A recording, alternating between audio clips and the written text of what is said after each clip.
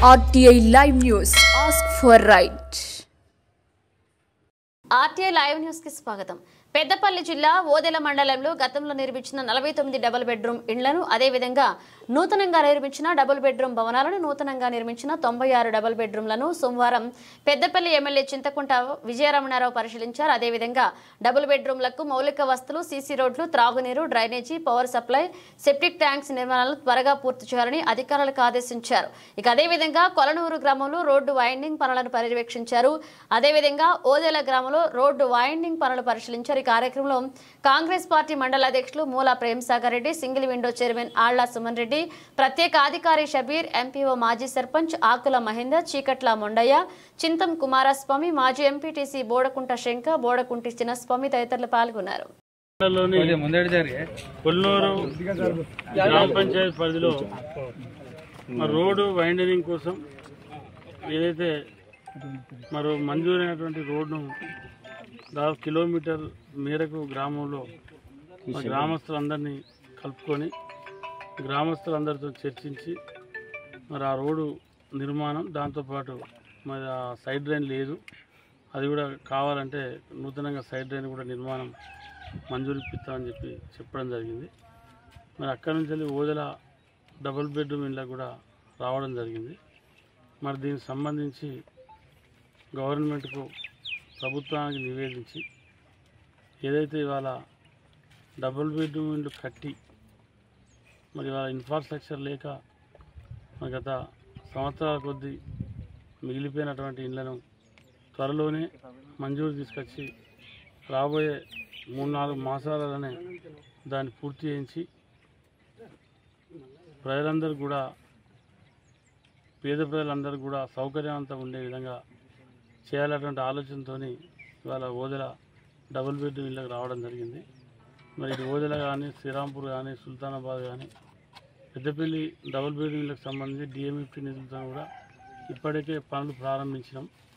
మరి వీటిని కూడా త్వరలోనే వీటికి మంజూరు తీసుకొచ్చి రాబోయే 2-3 మాసాలలోనే ఆ పనులను కూడా పూర్తి చేసి మరి పేదలు ఎవరైతే ఉన్నారో అట్టడుగు వర్గాలు, బలహీన వర్గాలు వాళ్ళందరికీ కూడా మరి ఇండ్లు లేక ఇటు వర్షాలకు, అటు ఎండలకు, అటు చలికి ఇబ్బంది పడేటువంటి కుటుంబాలు ఎవరైతే ఉన్నారో వాళ్ళందరికీ చేయూత ఇచ్చే విధంగా వాళ్ళకి అవకాశం కల్పించాలన్నటువంటి ఆలోచనతో ముందుకు పోతా ఉన్నాం.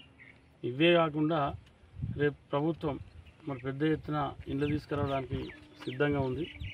మరి రాబోయే రోజుల్లో డబుల్ బెడ్రూమ్ ఇండ్లు కూడా ఇవ్వడానికి, ఇందిరమ్మ ఇండ్లు ఇవ్వడానికి కాంగ్రెస్ ప్రభుత్వం, రేవంత్ రెడ్డి గారు, మన ముఖ్యమంత్రి గారు ఇప్పటికే ప్రకటించడం జరిగింది. మరి ఏదైతే కెనాల్ నుండి మోడల్ స్కూల్ వరకు కూడా 650 మీటర్లు తక్షణమే సీసీ రోడ్డు కావాలి, పిల్లలకు ఇబ్బంది అవుతూ ఉందని చెప్పి మరి ఇక్కడ ఉన్నటువంటి పెద్దలందరూ కూడా కోరుతూ ఉన్నారు. మరి కార్యక్రమంలో పాల్గొన్నటువంటి ప్రేమ్సాగర్ రెడ్డి గారు కానీ, మహేందర్ గారు కానీ, వారితో పాటు మరి శంకర్ కానీ, ఇక్కడ ఉన్నటువంటి సింగిలింద చేరు సుమారెడ్డి కానీ, వీరన్న కానీ, మధు కానీ, మరి ఇక్కడ చాలామంది మా సోదరుడు రవి కానీ, స్వామి కానీ, మాజీ ఎంపీటీసీ తర్వాత స్వామి కానీ, వీళ్ళందరూ కూడా, శ్రీనివాస్ కానీ, తర్వాత సంతోష్ కానీ, తర్వాత చీకట్ల మున్నెన గారు కానీ, వీళ్ళందరూ కూడా మరి కార్యక్రమంలో పాల్గొనడం జరిగింది. మా సోదరుడు శంకర్ కూడా. తర్వాత దీంతో పాటు మరి మేము అంతా కలిసి రైతులకు సంబంధించి రైతు వేదికలు కూర్చొని ఏదైతే ఇవాళ రైతు రుణమాఫీ కానటువంటి రైతులు ఉన్నారో మరి అక్కడ జరిగేటువంటి కార్యక్రమాన్ని కూడా పరిశీలించడం జరిగింది. రైతులకు సంబంధించి రేషన్ కార్డు లేనటువంటి కుటుంబాలు కానీ, ఆధార్ కార్డు నంబర్ తప్పుపడ్డది కానీ, ఇంకా ఇతరత్ర కారణాలతో ఎవరికైతే రైతు రుణమాఫీ జరగలేదో వాళ్ళందరితో కూడా ఇక్కడ ఏఓ కానీ, ఏఈఓలు కానీ మరి ఇక్కడ హెడ్ క్వార్టర్లో కూర్చొని మరి ఎక్కడెక్కడైతే మిస్ అయినవి ఉన్నాయో వాళ్ళందరి కూడా దరఖాస్తులు స్వీకరిస్తూ ఉన్నారు. దాదాపు 1500 పైచిలకు దరఖాస్తులు ఇప్పటివరకు వారు పరిశీలించి మరి ప్రభుత్వానికి అప్లోడ్ చేయడం జరిగింది. మరి అవన్నీ కూడా దశల వారీగా రైతులకు రుణమాఫీ జరగడానికి, రైతులకు రుణమాఫీ చేయడానికి ప్రభుత్వం 100% సిద్ధంగా ఉంది.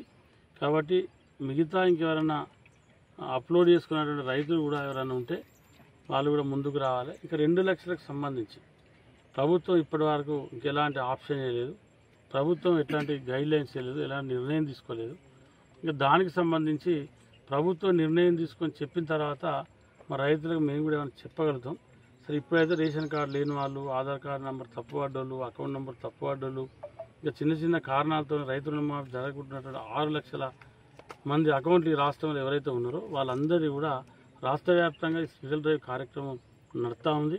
దాంతోపాటు ఇది గతంలోనే 23 లక్షలు ఆ రోజు రైతు రుణమాఫీ జరిగింది.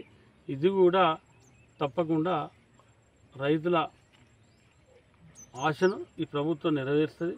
ముఖ్యమంత్రి గారు కూడా గతంలో కూడా చెప్పారు, రేషన్ కార్డు లేని కూడా రైతు రుణమాఫీ చేస్తామని చెప్పి. దానికి ఏ రైతు కూడా అధైర్యపడాల్సిన అవసరం లేదు. రైతులందరూ కూడా బేఫికర్గా ఉండొచ్చు. ఇది మాటలు చెప్పి తప్పించుకుపోయే ప్రభుత్వం కాదు. గత ప్రభుత్వం కదా రైతు రుణమాఫీ 4 సార్లు చేసినట్టు, ఏకకాలంలో చేస్తామని చెప్పి లాస్ట్ 2 నెలలకు ఏదో తూతూ మంత్రంగా చేసినట్టు, అసలే కట్టకుండా వడ్డీ కట్టి మోసం చేసినట్టు. అదే కాకుండా రైతులకు సంబంధించి రుణాలు మాఫీ అవుతూ ఉంటే తిరిగి రైతులు మళ్ళీ 2-3 రోజులనే బ్యాంకుల దగ్గర నుండి మళ్ళీ కొత్తగా రుణాలు తీసుకుంటూ ఉన్నారు. గత 10 సంవత్సరాల నుంచి అసలు రైతు రుణం అనేదే మర్చిపోయాడు, రుణం తీసుకుంటే మర్చిపోయాడు. అటువంటి పరిస్థితి లేకుండా ఇవాళ రైతు రుణమాఫీ జరుగుతూ ఉంది. కొంతమంది కావలసిన రాజకీయాలు చేస్తూ ఉన్నారు. అవన్నీ కూడా రైతులు ఎవరు నమ్మరు.